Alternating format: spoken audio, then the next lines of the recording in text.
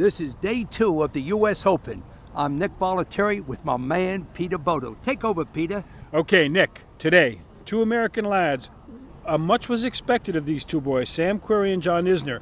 Isner has been right up there, right around or in the top 10 for a pretty long time. Querrey's been a little bit up and down. What do you think their chances are here? Well, Querrey's having a good summer. Both boys are big boys.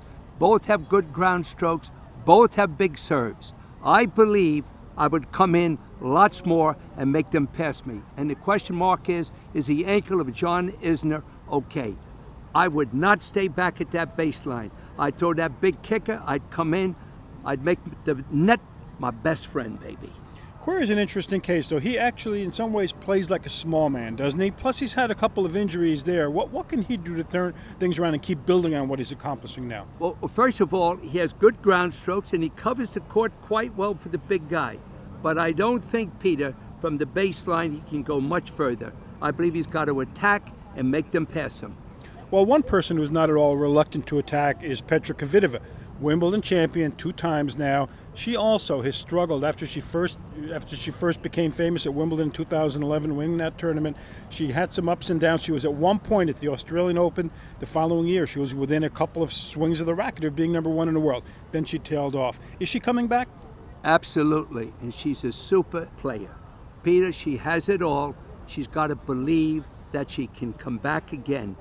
You know, the mental part of the game is big.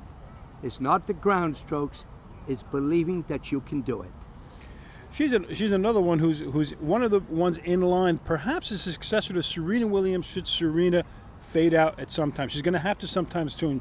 She's 32 years old, and the end is sort of near. Where do you see her in relation to the other women who'll be vying for that time spot when time comes? Well, there's no question about it. She is one of those that is in contention.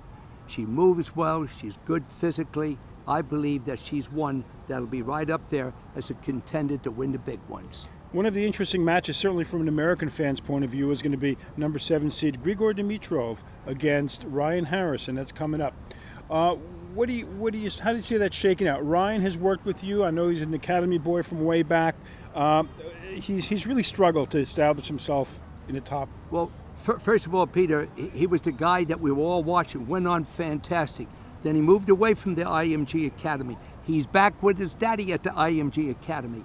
If he can stay healthy, he's got all the tools. He's got to improve that backhand with a little bit more top hand. But he's got to say, this is another chance. He's only 22 years old. Now, Dimitrov, he's for real. He's got it all. He's got a beautiful one-hand player, and his mentality is catching up with his game. And of course, being with Maria Sharapova ain't bad either. So if he can play the game the way she does mentally, he's a contender. Thank you very much. From the U.S. Open, I'm Peter Bodo with Nick Bollettieri.